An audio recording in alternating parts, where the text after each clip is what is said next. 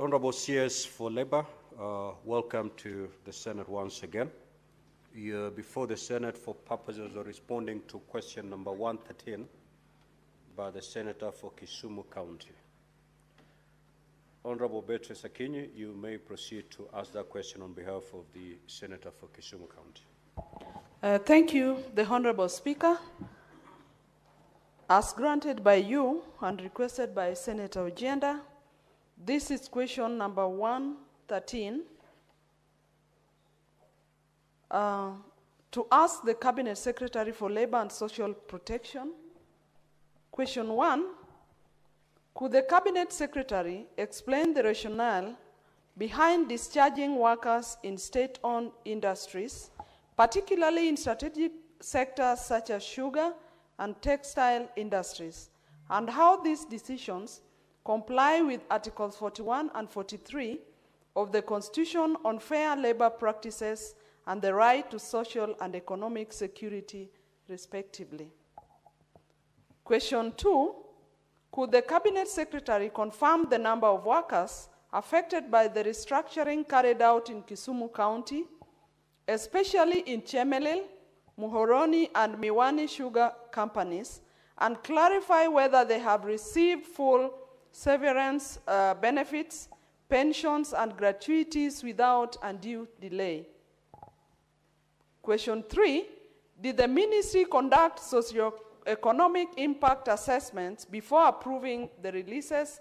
And if so, table the reports and indicate the mitigation measures for affected households and host counties. Question 4, what immediate program has the ministry introduced to reskill, redeploy, or otherwise safeguard the livelihoods of the affected workers, and how the effectiveness of these programs is being monitored? And lastly, Honorable Speaker, on this question, how does the government intend to reconcile fiscal reforms with its constitutional duty under Article 232 of the Constitution on transparency, accountability, and responsiveness to prevent economic dislocations in counties that rely on state-owned industries? Thank you, Honorable Speaker. Now, Honorable CS, I note that your response is fairly long. Since the same has been circulated to all honorable senators, you may wish to paraphrase it so that we save on time. You may proceed to respond, Honorable CS. Thank you. Good morning, Mr. Speaker, sir, and honorable members of the Senate. I have a very comprehensive reply, but I'll try to make it condense it because there's a lot of repetition in terms of the facts. Let me start by giving a background because it is important, because it will enable members to understand where we are coming from and also answer many questions asked. Mr. Speaker, the government of Kenya, through the Kenya Sugar Board, the Ministry of Agriculture and Livestock Development, and the National Treasury and Economic Planning, initiated a leasing model for state-owned sugar factories as an alternative to full privatization. This strategic decision sought to revive the struggling sugar sector, which has long been central to Kenya's rural economy and food security. Mr. Speaker, under this model, Nzoia, Chemelil, Muhoroni, and Sony sugar companies were offered to private operators for lease. As you are aware, Mr. Speaker, they had ceased operating properly. The objective was to enhance operational efficiency, modernize production, and restore profitability to ensure long-term sustainability of the industry. The government, this is very important, Mr. Speaker, the government, mindful of the human and social impact of the restructuring, acknowledged that the transition could lead to redundancies among workers. Demonstrating its commitment to fairness, social justice, and compassion, it engaged the Kenya Union Sugar Plantation Workers, which is the recognized representative of employees, and entered into a memorandum of understanding on the 7th of May 2025. The MOU, this MOU between the government and the workers, provided a humane and lawful framework for managing the transition, anchored on the principles of dignity of labor, fair compensation, and industrial harmony. it online procedures for the retention, separation, and compensation of workers, and the payment of all accrued benefits in accordance with the law. Let me repeat that. All accrued benefits in accordance with the law, the payment. Key provisions in the MOU include, 1, that the person coming in, the lessee, will retain the current workforce up to 12 months under existing terms. So they're not walking in and firing people. For a full year, they retain the workforce. Number 2, after 6 months, the lessee is to identify staff for permanent retention and issue them with fresh contracts. Because definitely in any organization, there are people who really will not be adding any value to maybe the new work style, or maybe they have been overtaken by events. Number 3, non-retained staff, and this is very important, Mr. Speaker, honorable members, non-retained staff to receive a fair and lawful exit package, including notice or payment in lieu, accrued leave, severance pay as per the collective bargaining agreement, and all salary and benefit arrears. The Ministry of Agriculture and Livestock undertook to settle all salary arrears, pension contribution, and statutory deductions up to the handover date. Payments to be made in a phased schedule up to June 2026, and these have been ongoing very well. Dispute resolution was also clearly provided for through the Transition Committee, where both the workers and also the government, and even resolved through the Ministry of Labour for conciliation. It is important to underscore that the Ministry of Labour was not party to the leasing process. You know, it's a government, not just the Ministry of Labour. Where we come in is to ensure that we safeguard workers' rights, ensuring that all actions comply with Section 40 of the Employment Act, existing CBAs, and the terms of the MOU. Mr. Speaker, let me proceed to question 1, now that I've provided a background for understanding. The question is what the rationale behind the process and whether it's covered by law. The ongoing restructuring process in state-owned industries is part of the comprehensive reform programs aimed at restoring efficiency, financial stability, and competitiveness among these corporations. Everybody knows in this country that the sugar industry had collapsed. Cartels had taken over. People had not been paid salaries for years. You know, farmers had cut down their sugar. So this is a government program to revamp the sector and provide economy and money to the pockets of the people of Kenya. The discharge of workers under this restructuring is guided by lawful redundancy procedures as outlined by Section 40 of the Employment Act. It provides safeguards to ensure fairness and transparency for effective workers. Now, part of the process that we have demanded at the Ministry of Labour as per the law is that, 1, that the employer must notify the relevant union, its affected employees, and the Ministry of Labour of what they are doing. Has this been going on? Yes, in this case of Mumias. Number 2, provide justification of the scope of the redundancy. Has this been done? Yes. Number 3, pay statutory and contractual entitlements, including notice pay, accrued leave, and severance pay. Same, ongoing. The Kenya Union of Sugar Plantations, the recognized representative of the employers, had initially gone to court before this process where the MOU was agreed upon. The Ministry of Labour and Social Protection has a role to ensure that the redundancy process complies with Article 41 of the Constitution, Section 40 of the Employment Act, and the CBA in force. Mr. Speaker, we have to understand that the ministry does not have the power to approve or reject redundancies, because when anything goes to the private sector or to even the government sector, it is the employer who makes the decision, as long as the employer adheres to the set law. In upholding Article 51 of the Constitution, the Ministry ensures fair labor practices are adhered to, and in addition, the Ministry ensures that Article 43 is upheld through ensuring that dues owed to employees declared redundant are paid in full. In other words, human rights and rights of workers are upheld. In essence, this process balances economic necessity with human dignity, ensuring no worker is left without lawful compensation. Question number 2, Mr. Speaker, sir.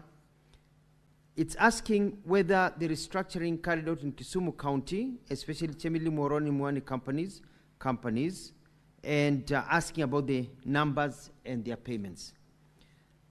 The total employees affected by the restructuring process carried out in Kisumu County is 1,743, broken down in following. 1, Moroni Sugar Company had 747 workers affected, with 312 being permanent and pensionable, 435 being term contract workers. Number 2, Chemelil Sugar Company had 903 workers affected, with 376 being permanent and pensionable, and 527 being long-term or term contract workers. Now, this is quite interesting. Mwani Sugar Company had 93 workers affected, but it should be noted that this was leased or rather sold to, but was not leased but rather sold to Crossley Holdings Limited in July 2025. The company requested all workers to apply for their positions afresh, but only 79 did so, and all the ones that applied were all absorbed. Nobody was fired. The ones who did not want to apply were given their dues and they retired. It is important to note that under the MOU, it was agreed that all employees would receive salary arrears, gratuities, and accrued leave, and salaries dues paid by the Ministry of Agriculture and the National Kenya Sugar Board in a structured and phased manner. The amounts paid, partial payments of salary arrears amounting to 1.8 billion, have already been made between May and August 2025. The balance, amounting to 3.8 billion, together with terminal bills and third-party deductions amounting to 50 billion, shall be paid in installments up to June 2026. The government is in process, and we don't have any dues that have not been paid as per the agreement. Question C, the third question, Mr. Speaker, sir. Whether we conducted any socio-economic impact assessment before approving the release, and if so, mitigation makers. The ministry did not approve or oversee the leasing process, and therefore did not undertake a socio-economic impact assessment. This was a baby of the National Treasury and the Ministry of Agriculture. Our job is to ensure that any process that is conducted after a decision has been made is in accordance with the Constitution and the law in terms of the rights of workers. The last question, the second last question. What immediate program has the ministry introduced to reskill, redeploy, or otherwise safeguard the livelihoods of the affected workers? In accordance with the MOU, and this was also part of the discussion, all workers will remain in employment for 12 months, where 80% will be absorbed, the 20% nearing retirement, opting out voluntary, will be released with full compensation. Once a final list of retained staff is established, the Ministry of Labour, through the Director of Industrial Training, will collaborate with stakeholders to design and implement reskilling, retraining, and redeployment programs. These will empower affected workers with new skills and enhance employability in related sectors. The last question, Mr. Speaker, sir, how we are going to reconcile fiscal reforms with the constitutional duty of the Constitution for transparency, accountability, and responsiveness to prevent economic dislocation in counties. It is important to note that all decisions that are made in terms of relocating or folding or changing these companies and agencies and parastatals are undertaken by Cabinet, whereby Cabinet is able to sit down and look at the impact of movement of these organizations. As you have noted, Mr. Speaker, sir, the government is not winding down and closing parastatals that have major impact in counties. Actually, what we're doing is reorganizing, merging them to make them stronger so that we can have a government that is able to afford to run itself. I conclude, I submit, Mr. Speaker. Senator Beatrice Akinyi, do you have any supplementary questions? Honorable Speaker, having listened to the response from the CS, my supplementary question refers to the non-retained staff that at the end of the process are released back to their to the communities. What is the component of this full compensation you refer to? And is there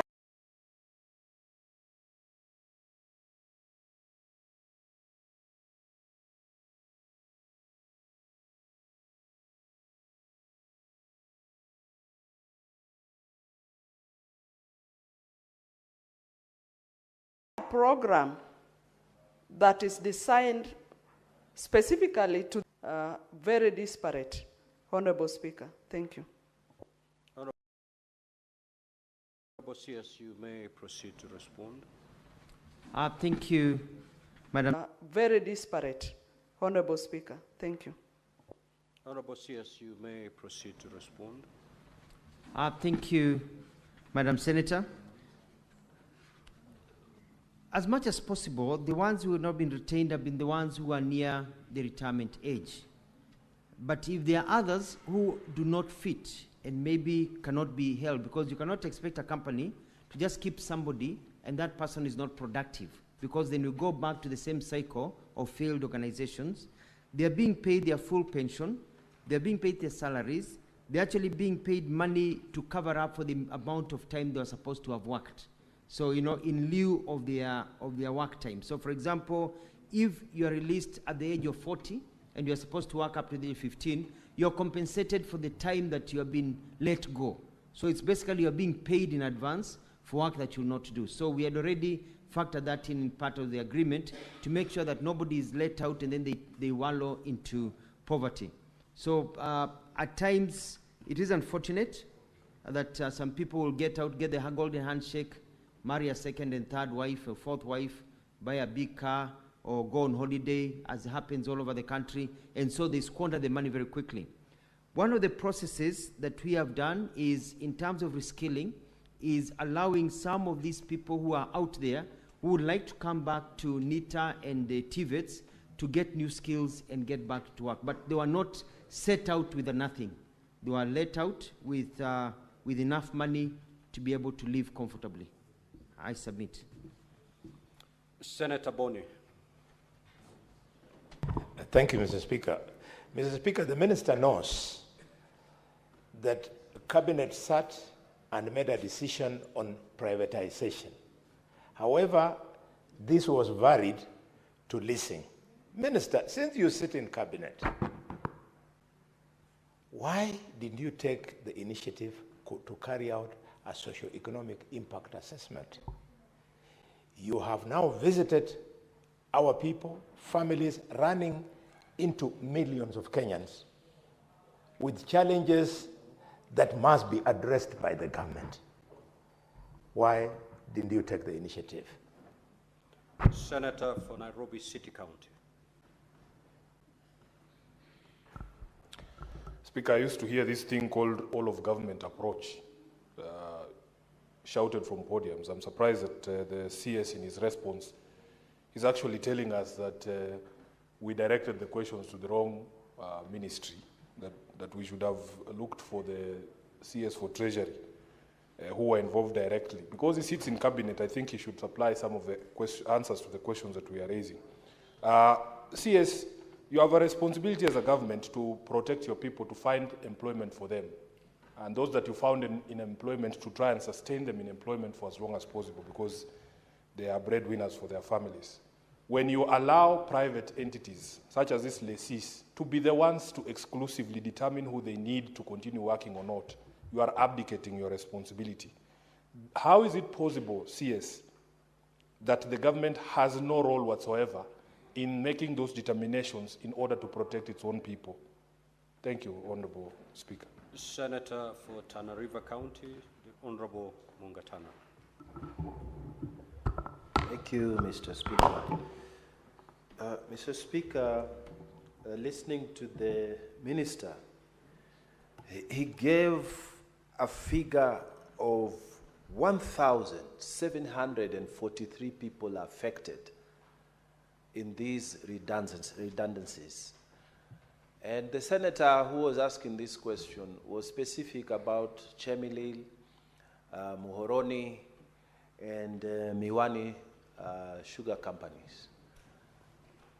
Mr. Speaker, what this Senate wants to know is whether there was full compliance of Section 40 of the Employment Act.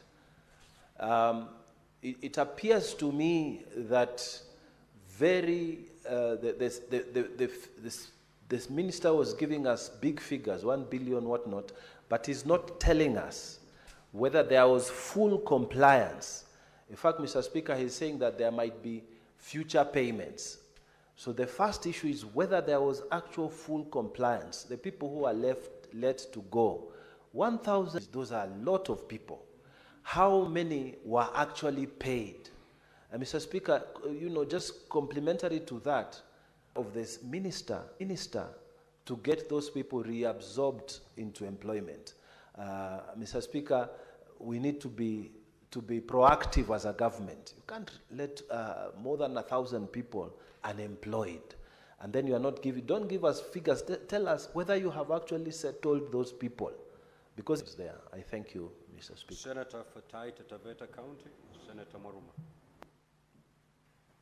Yeah, thank you, Mr. Speaker. Mr. CS would want to know if the employees would be paid before they leave, and how much it would be, or they would be paid after. In fact, the CS should give us a list of how much each will get, because he has indicated that if you are 30 years and you're supposed to work maybe up to 60 years, then you'll be paid for the rest of the time that you're supposed to work. So how much will each person get as severance allowance? Number two, if they're not paid before they leave, we have an instance where medical workers were eased off in 2000. Up to now, they have not received their severance allowance.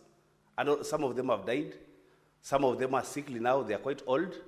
An auntie of mine was working for Ministry of Health. Up to now, they have not been paid. So we want to know how much each would earn, when they would be paid, and in fact, they should enjoy their salaries before they are eased off, or and when they get their lump sum, that is the time when they can be let to go. Thank you, Mr. Speaker. Senator for Nandi County, the Honorable Chiranke. Thank you, Mr. Speaker, sir. I'm surprised by the response of the CS Mutua, because Chemelil is part of Nandi County. And from his response, Mr. Speaker, I need clarity. He indicates that only representatives of, Mr. Speaker, if you can indulge me, representatives of Kisumu, Migori, yet Nandi and Kericho, which is part of Chemelil, has not been captured. So can you clarify? And then, Mr. Speaker, we are coming to the tail end of leasing process. What is the fate of unpaid 15 billion and 3 billion consecutively that are supposed to be paid to workers? Are they left to the dogs, Mr. Speaker? Can you clarify on that? I yield. Senator for Kitui County, the Honorable Kombo. Thank you, Mr. Speaker. Mr. Speaker, very interesting responses. Interesting because, Mr. Speaker, in the words of the CS, the government clearly has just let workers be dealt with by private investors in determining who continues to work and who has got to go home. But, Speaker, most importantly, the question that I have for the CS, after a determination has been made of who is going to leave and who is going to be retained, whose responsibility will it be to pay the gratuities and the benefits and to ensure that those payments, Mr. Speaker, are paid in time? Because there is a gray area there. Who exactly is it that will ensure that these gratuities and the benefits are paid in time to the workers that will have to be let go? I thank you, Mr. Speaker. Senator Mbugua. Thank you, Mr. Speaker. I would want the Cabinet Secretary to tell this House the level of involvement of the workers' union in this engagement, and also the involvement of the respective county governments, because this is a matter which affects the people in those counties. Thank you, Speaker. Honorable CS, you may now proceed to respond to those questions.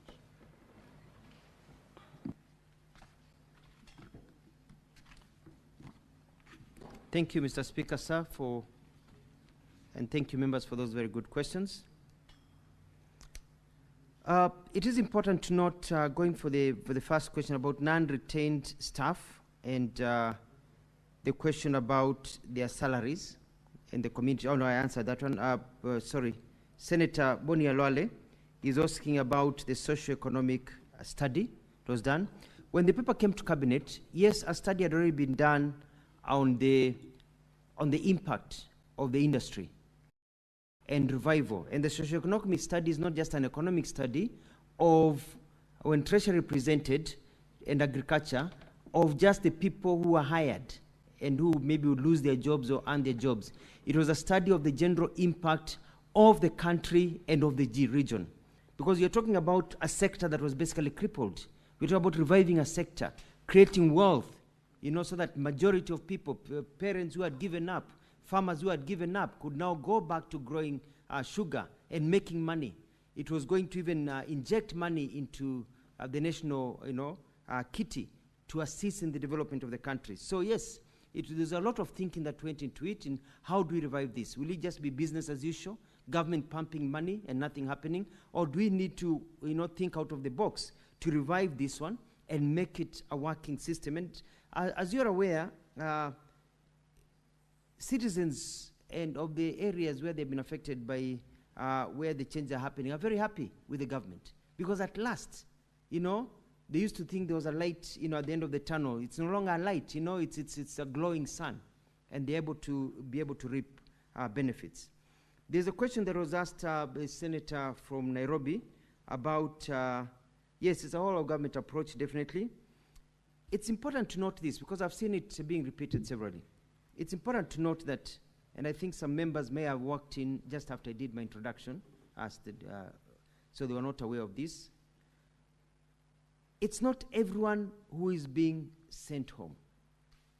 According to an agreement between the workers and the government, only 20% is the maximum number of people to be sent home. As I have indicated, even one of the companies that bought one of the factories did not send home anybody. They rehired everybody who wanted to be rehired 100%. So the agreement has been, you come in as an investor, you are only allowed to send home 20%, so that also you can also retain people and also have a chance to employ people who can be of valuable to your work.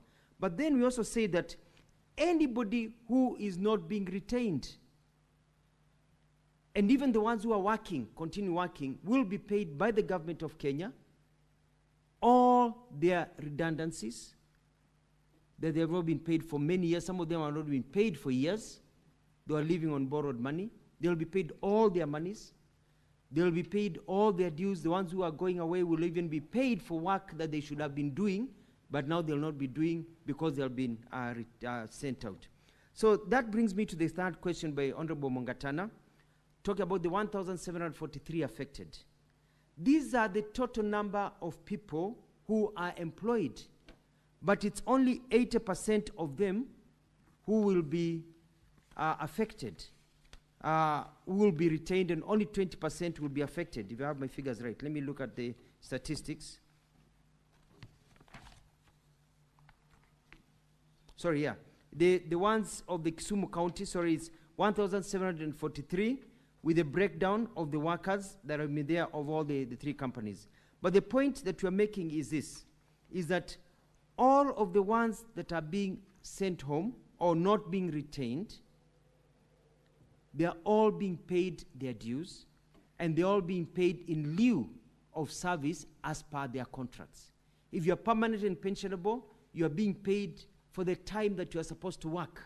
If you retire, if you're sent home at the age of 30, you're pensionable, you're compensated for the 25 years that you should have been working to your retirement. If you're on contract, up to the period of your contract.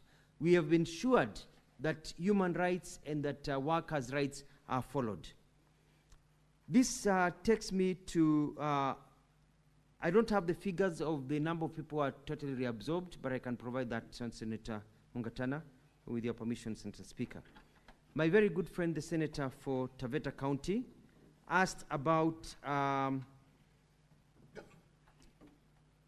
the ones who for a long time have not been paid and on leave and on and all this. The payments will be paid on a phased program. It's already been agreed between the workers' union and the government. And the people who are paying is the government of Kenya paying. The government of Kenya has committed, and I gave the figures here, that we have committed, we've already paid 1.8 billion shillings, and this year we are hoping to pay another 3.8 billion. So we are paying everything in installments up to 15 billion shillings. That is our commitment. And the 15 billion shillings will be able to cover up all the costs to pay off all these workers and ensure that they are comfortable. Thank you very much, my good friend Senator Chirangai, from the question about Chimilil. The answers I was giving were specific, but they apply to everything. They are specific to the three Kisumu, the counties, the three companies in Kisumu County. The Center for Kitui asked about these private investors coming in. And it's important to know that the government of Kenya has midwifed this process. And the union, the Kenya Union of Sugar Plantations, has been the one that has been speaking on behalf of the workers. And they were able to sit down and agree comprehensively that they are happy with the process, and they actually penned an MOU. And I can provide a copy of the MOU, Mr. Speaker, with your permission, so that members can be able to look at it and find that this was an agreed position.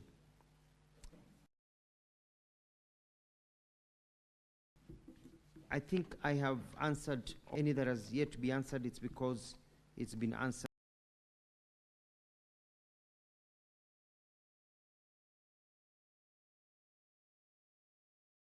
I think I have answered any that has yet to be answered. It's because it's been answered while answering the other questions. I submit, Mr. Speaker. Yes, we will terminate that engagement at that point. We will